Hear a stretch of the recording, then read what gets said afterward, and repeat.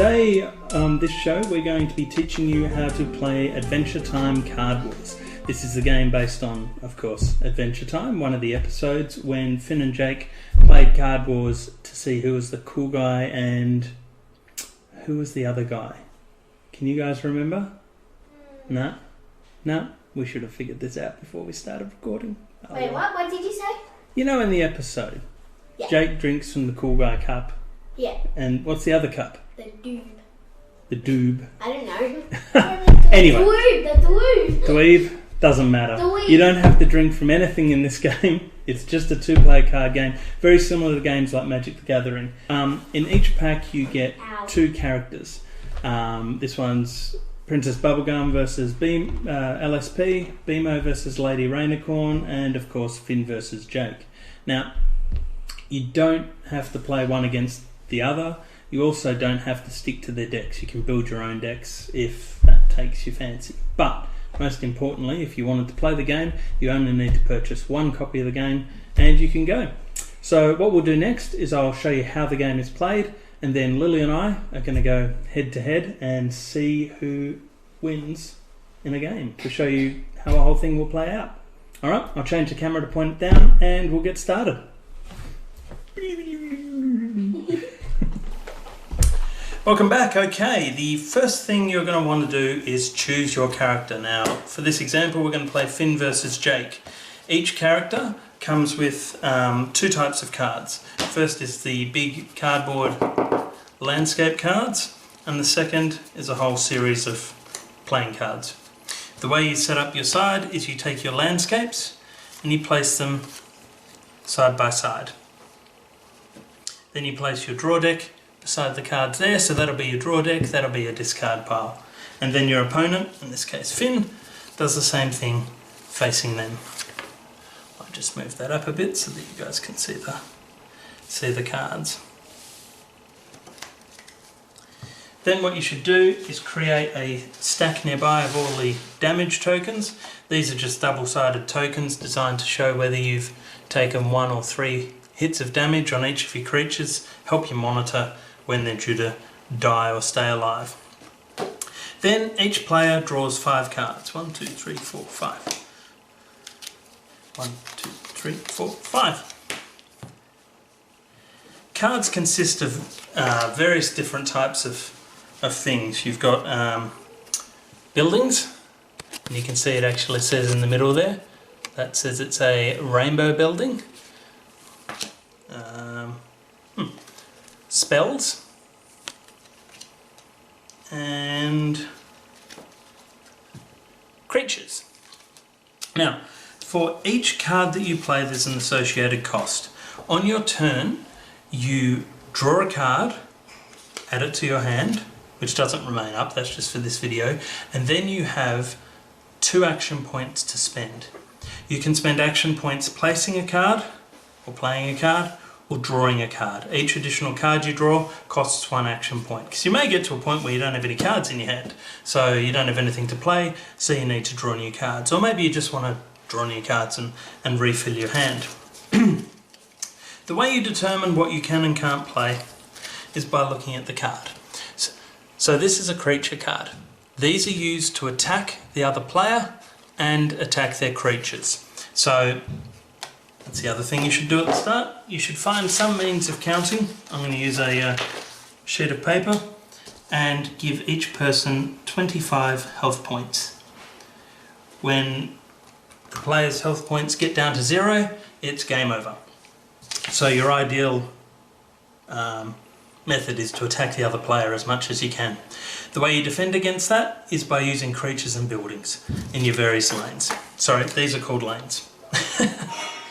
Good explanation, Dave. Going well. Okay, so the way you determine what you can and can't do is by looking at the card. Now, if you look at the top right, there's a corn symbol, and at the top left, there's a number 1. What this means is that I need at least 1 active cornfield landscape in order to be able to play this card. So, if Finn had done that and I had this card, which requires 2 active corn landscapes. I cannot play this guy until one of these have been flipped back over and I've got 2 landscapes again. One thing to note when you play a card, it doesn't matter whether the landscape is up or down. Like if I want to play that, requires 2 cornfields, I can play that card there because there are 2 cornfields up. Okay, so the way the game actually works, a normal turn. You draw a card, add it to your hand, and then you play up to 2 action points worth of things. Let me just flick them over. So let's say I wanted to play that Cornator. Cornfield creature. When Cornator enters play, deal 1 damage to your opponent for each cornfield landscape you control. Now, you're not allowed to do attacking and defending on the first round, so if I used him now, say I used him there, nothing happens. I will do that for the sake of the video, although normally you would save that for later on, obviously, because it's free damage to the opponent. So, the important thing to note is down the bottom, for a creature, they have an attack of 2. This one has an attack of 2 and a defense of 10. That means 10 hits and he's dead. You monitor hits by putting little tokens on. So when he reaches 10 hits, your defense is done, he's gone. But each time he attacks, he does 2 damage. On each of these lanes, you are able to put down 1 creature and 1 building. I can't in this case, because that's worth 2 action points. This is worth 1 action point. So I've only got 2 action points per turn. But if I had those there, I couldn't put any additional creatures down. If I wanted to put another creature down, I have to kill off one of them in order to do so. Like that. Now that actually works well in, I think it's Bimo's case, because she has a lot of cards where when they replace cards or when they go out of play they have special effects. But anyway, that's getting ahead of myself. So let's say it's my turn. What I want to do is I'm going to play my Drooling Dude. Now he's a rainbow creature, which means that he can go, it doesn't matter what landscapes I've got, as long as I've got 2 active landscapes, I can play him. He deals 3 damage and 9 defense. So for this round, I'm going to play there. I've used my 2 points, that's my turn done. So now it's Finn's turn. Finn turns over his cards and, that'll do. Say he wants to play a rainbow building, which gives your creatures in this lane have +3 defense. Not bad reading upside down, huh? And he wants to play a Punk Cat, which gives him 2 attack and 6 defense. And that's the end of the first round of the game. No attacking and defending is done in the very first round, but next round it is. So say it's my turn now. I begin the round, I draw a card. I decide to play a Blood Fortress. Your creature in this lane has 1 attack. That's rainbow, so it doesn't matter what I've got. Has 1 action point. So it requires 1 landscape and costs 1 action point. Then I want to play Corn Ronin, which is a creature requiring 1 cornfield, and that means it takes 1 action point to play. I've got 1 action point left. It's got 1 attack and 6 defense, but in the description here it says +1 attack for each adjacent cornfield landscape. So if I play him there, he's going to get 1, +1 for the rainbow building, and +1 for each of the adjacent landscapes. That means he gets an attack of 4. Okay, now it's the end of my turn. I've had my 2 action points, so now we have our first round of combat. Attacking and defending is done simultaneously. So I choose to attack with my Drooling Dude first. I turn him sideways to show he's exhausted. Whether you want to do this or not is up to you, it's in the rules, but personally we kind of find 4 characters kind of easy to remember. So he deals 3 damage to Lily's character. Keep saying Lily. It's because I'm playing Lily afterwards. Finn. I'm playing against Finn. Yeah. Jeez, Dave.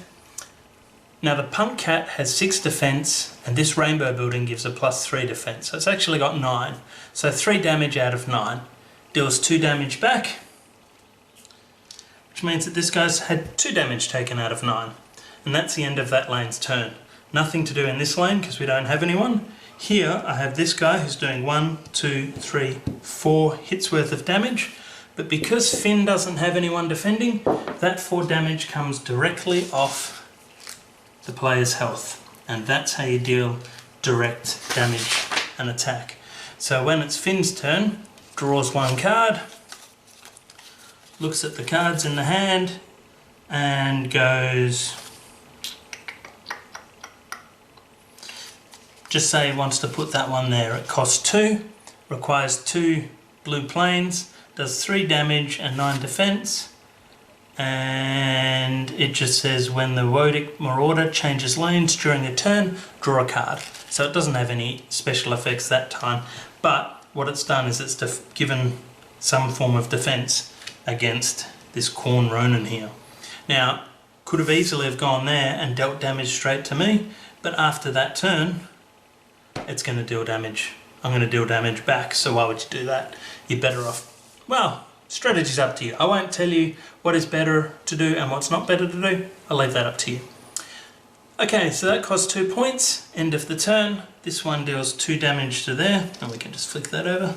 So that's 4 out of 9.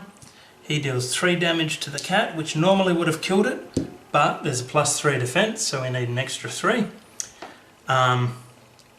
And this guy does 3 damage to my Khorne Ronin, and my Khorne Ronin does 1, 2, 3, 4 damage back to the Wodic Marauder. So that's 4 out of 9 damage, 3 out of 6, so he's nearly dead, and oh yeah, see, I've forgotten to turn him around already. And that's it for that part. So now it comes back to my turn. I draw a card. Now, if I wanted to cast a spell, I had a spell here. It's a spell, rainbow spell. You may flip one of your landscapes face up, and you may move one of your buildings to one of your lanes without one. So say Finn had played a card that turned over my landscapes, like so. I can still use my Khorne Ronin, but I can't use my drilling dude anymore because I've only got one active landscape. I could play this reclaim landscape spell. It costs nothing. It lets me flip one of my landscapes face up and move one of my buildings. So say I want to move that over there. According to the instructions, you're meant to actually play your cards on these cards, but we find it easier to do them back there. Pardon me. So when you play a spell, that costs me nothing, and that just goes there. I've got 2 turns left. Another thing you can do is some creatures, and anyone who's seen the TV series will remember Finn flooping his pig. Some creatures have floop written here. In this case, if you floop, you get to flip target face down landscape you control face up. So if I played that character there for 0 and I decided to floop him, I could flip that landscape. What that means is that at the end of this turn, this creature can defend, but he can't attack. So by doing that, I've got a special effect of that, but I lose the ability to attack the other player. Then, at the end of the round, once it comes around again, he becomes unexhausted again and ready to play. And that's basically it. So I hope that made sense. It's kind of hard to explain, but if you found that hard, Lily and I will now play a game and hopefully I'll win.